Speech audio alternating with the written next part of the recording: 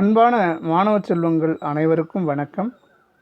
அன்பின் மூலமாக செய்யப்படும் ஒவ்வொரு செயலும் ஆனந்தத்தை கொண்டு வந்தே தீரும் என்ற சுவாமி விவேகானந்தரின் சிந்தனை துளியோடு இந்த லெசனை நம்ம ஸ்டார்ட் பண்ணலாம்.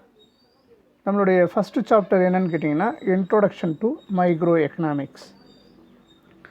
ராக்னர் ஃப்ரிஸ்க் அப்படிங்கிற ஒரு எக்கனாமிக்ஸ் என்ன பண்ணியிருக்காருன்னு கேட்டிங்கன்னா, எக்கனாமிக்ஸை 2 பிரான்ச்சஸாக பிரிச்சிருக்கிறாரு. இது micro economics and another one macro economics. நீங்கள் 11th ஃபுல்லாகவே மைக்ரோ எக்கனாமிக்ஸ் தான் பார்க்க போகிறீங்க. மேக்ரோ எக்கனாமிக்ஸ் சம்மந்தமானது எல்லாமே 12th பார்க்க போகிறீங்க. அப்போ நம்மளுடைய ஃபஸ்ட்டு சாப்டர் என்ன? Introduction to micro economics. இந்த எக்கனாமிக்ஸை பற்றி டைலர் கோவன் அப்படிங்கிற ஒரு ஆத்தர் வந்து நமக்கு ஒரு டெஃபினேஷன் கொடுத்துருக்காரு. என்னென்னு கேட்டிங்கன்னா, economics is everywhere and understanding economics can help you make better decision and lead a happier life. அப்போ எக்கனாமிக்ஸ் இல்லாத இடமே இல்லைங்க, எக்கனாமிக்ஸ் எல்லா இடங்கள்லையும் இருக்குது, எங்கும் நிறைந்திருக்கு அப்படிங்கிறாரு. எக்கனாமிக்ஸை நீங்கள் நல்லா புரிஞ்சுக்கிட்டிங்கன்னா நல்ல முடிவுகளை உங்களால் எடுக்க முடியுங்கிறார். அதே நேரத்தில் ஒரு அமைதியான மகிழ்ச்சியான வாழ்க்கையை உங்களால் வாழ முடியும் அப்படிங்கிறத டைலர் கோவன் அப்படிங்கிறவங்க சொல்லியிருக்காங்க. இந்த லெசனோட லேர்னிங் ஆப்ஜெக்டிவ்ஸ் ஒரு 2 கொடுத்துருக்காங்க. ஃபஸ்ட் ஒன்று, to acquire a fundamental knowledge on the subject of economics and to understand its nature and scope. அப்போ எக்கனாமிக்ஸ்ன்ற சப்ஜெக்டுடைய ஃபண்டமெண்டல் நாலேஜை தெரிஞ்சுக்கிட்டு அந்த எக்கனாமிக்ஸோட நேச்சர் அண்டு ஸ்கோப்பை நம்ம தெரிஞ்சுக்க போகிறோம். அதுதான் ஃபஸ்ட்டு லேர்னிங் ஆப்ஜெக்டிவ்ஸ். செகண்ட் ஒன்று பார்த்தீங்கன்னா, to understand the meaning of some of the basic concepts of economics and to observe how they're applied in the various definitions formulated on the science of economics. அப்போ எக்கனாமிக்ஸுடைய பேசிக் concepts சில இதை நம்ம பார்க்க போகிறோம். அப்புறம் எக்கனாமிக்ஸுடைய வேரியஸ் டெஃபினிஷன், அதாவது எக்கனாமிக்ஸ்னால் many economist வந்து அதுக்கு வந்து டெஃபினிஷன் கொடுத்துருக்காங்க. அப்போ நிறைய எக்கனாமிக்ஸ் சம்மந்தமான நிறைய டெஃபினிஷன் இருக்குது. சரிங்களா? இதை தான் இந்த 2ம் தான் இந்த லெசனுடைய லேர்னிங் ஆப்ஜெக்டிவ்ஸாக நம்ம படிக்க போகிறோம். இந்த லெசனோட இன்ட்ரோடக்ஷன் பார்க்குறதுக்கு முன்னால் இன்ட்ரோடக்ஷன் டு மைக்ரோ எக்கனாமிக்ஸ்னு சொன்னோம் இல்லைங்களா? மைக்ரோனா இந்த இடத்துல ஸ்மால் அப்படின்னு மீனிங்கு, மேக்ரோனா லார்ஜ்னு மீனிங் வரும். ஏன்னா எக்கனாமிக்ஸ் வந்து 2 பிரான்ச்சஸாக பிரிக்கிறோம் அப்படின்னு பார்த்தோம் இல்லைங்களா? மைக்ரோ மேக்ரோன்னு சொல்லிட்டு. மைக்ரோனா ஸ்மாலு, மேக்ரோனா லார்ஜ். அதாவது ஒரு வீடு, ஒரு இன்ஸ்டிடியூஷன், ஒரு ஃபர்ம்ஸ் இதை பற்றி சொன்னோம்னா அதில் பற்றி எதில் படிக்கலாம்னா மைக்ரோ எக்கனாமிக்ஸில் படிக்கணும். கண்ட்ரி, அது அனதர் ஃபாரின் கண்ட்ரி, அதெல்லாம் பற்றி அஸ் எ ஹோல் படித்தோம்னா அதை வந்து மேக்ரோ எக்கனாமிக்ஸில். அப்போ மைக்ரோனா என்ன மீனிங்கு? ஸ்மால். மேக்ரோனா லார்ஜ் அப்படிங்கிறத தெரிஞ்சுக்கிங்க. அப்புறம் டெஃபினிஷன்னு சொல்லியிருக்காங்க. டெஃபினிஷன் உங்களுக்கு தெரிஞ்சது தான், வரையறைகள். சரி, வாங்க இன்ட்ரோடக்ஷனுக்குள்ளே போகலாம். இன்ட்ரோடக்ஷனில் என்ன சொல்லியிருக்காங்கன்னா, ஒரு சப்ஜெக்ட்னு எடுத்துக்கிட்டோம்னா அந்த சப்ஜெக்ட்டு பற்றி நமக்கு கிளியரான அண்டர்ஸ்டாண்டிங், கரெக்டான அண்டர்ஸ்டாண்டிங் நமக்கு தெரியணும்னா அந்த சப்ஜெக்டோட டைட்டில் ரொம்ப முக்கியம். டைட்டில் இல்லைனா அந்த சப்ஜெக்டோட நேம் வந்து ரொம்ப முக்கியம். அதை வச்சு தான் நம்ம அந்த சப்ஜெக்டுடைய கண்டென்ட்டை கிளியராகவும் கரெக்டாகவும் புரிஞ்சுக்க முடியும் அப்படிங்கிறாங்க. இப்போ எக்கனாமிக்ஸ் எடுத்துக்கிட்டிங்கன்னா எக்கனாமிக்ஸில் நிறைய புக்ஸ் இருக்குது.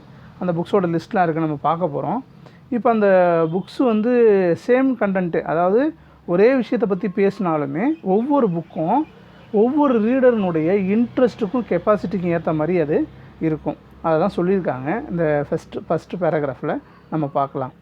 எ subject should have a name or a title that facilitates a clear and correct understanding of its contents. அப்போ ஒரு சப்ஜெக்டோடைய கண்டென்ட்டை நம்ம கிளியராகவும் கரெக்டாகவும் தெரிஞ்சுக்கணுன்னா அந்த சப்ஜெக்டோடைய நேம், டைட்டில் வந்து ரொம்ப முக்கியமானது. இன் a subject like economics, there are many books available with titles such as Introductory Economics, Economics on Introduction, Basic Economics, Elements of Economics, Elementary Economics, Fundamentals of Economics, etc. But these books have the same contents, though each is intended to serve readers of a different levels of interest and capacity. நம்ம முன்னாடியே சொன்னது போல் எக்கனாமிக்ஸை பற்றி படிக்கணும்னா இவ்வளோ books இருக்குது. இது மட்டும் இல்லை, இது சும்மா கொஞ்சம் கொடுத்துருக்குறாங்க, இன்னும் நிறைய இருக்குது. இது எல்லாமே எக்கனாமிக்ஸோடைய ஒரே கண்டென்ட்டை பற்றி தான் பேச போகுது. இருந்தாலும் ஒவ்வொன்றும் அதுக்குன்னு ஒரு தனியான யூனிக் இருக்கும். ஒவ்வொரு ரீடருடைய இன்ட்ரெஸ்ட்டுக்கும் கெப்பாசிட்டிக்கு ஏற்ற மாதிரி அந்த புக்ஸ் இருக்கும் அப்படிங்கிறத சொல்லியிருக்காங்க.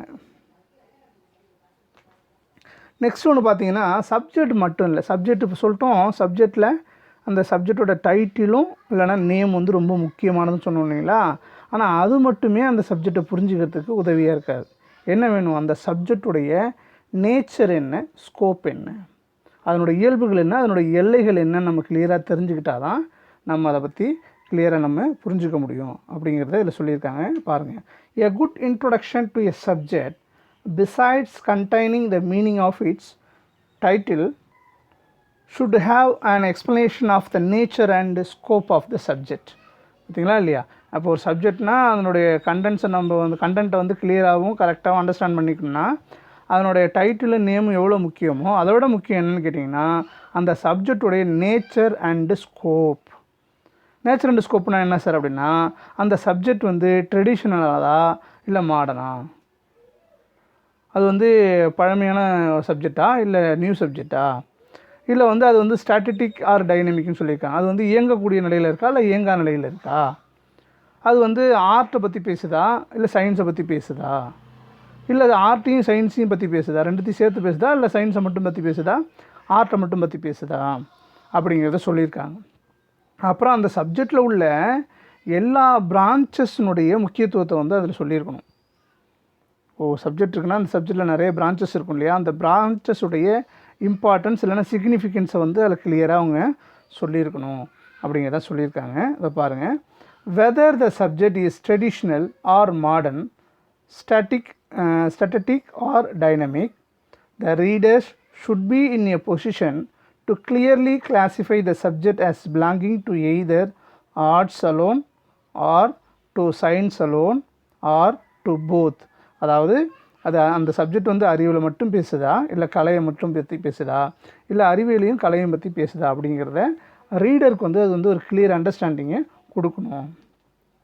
The significance of all the branches of the subject should find a place in it. பார்த்தீங்களா இல்லையா, ஒரு சப்ஜெக்ட்னா அதனுடைய பிரான்ச்சஸுடைய சிக்னிஃபிகன்ஸ், அதனுடைய பிரான்ச்சஸுடைய முக்கியத்துவத்தை பற்றி அதில் நம்ம சொல்லியிருக்கணும், கிளியராக சொல்லியிருக்கணுங்கிறாங்க.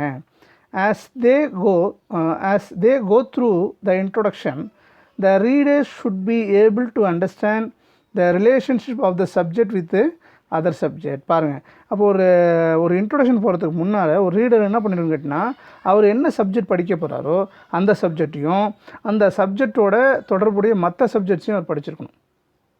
ஃபார் எக்கனாமிக்ஸ் படிக்கிறாங்கன்னா அதர் சப்ஜெக்ட், எக்கனாமிக்ஸ்க்கும் எத்திக்ஸ்க்கும் உள்ள ரிலேஷன்ஷிப் என்ன, எக்கனாமிக்ஸ்க்கும் ஹிஸ்ட்ரிக்கும் உள்ள ரிலேஷன்ஷிப் என்ன, எக்கனாமிக்ஸ்க்கும் லாஸ்க்கும் உள்ள ரிலேஷன்ஷிப்ஸ் என்ன அப்படின்னு அதர் சப்ஜெக்டுடைய ரிலேஷன்ஷிப்பை அவங்க தெரிஞ்சிருக்கணும் அப்படிங்கிறாங்க.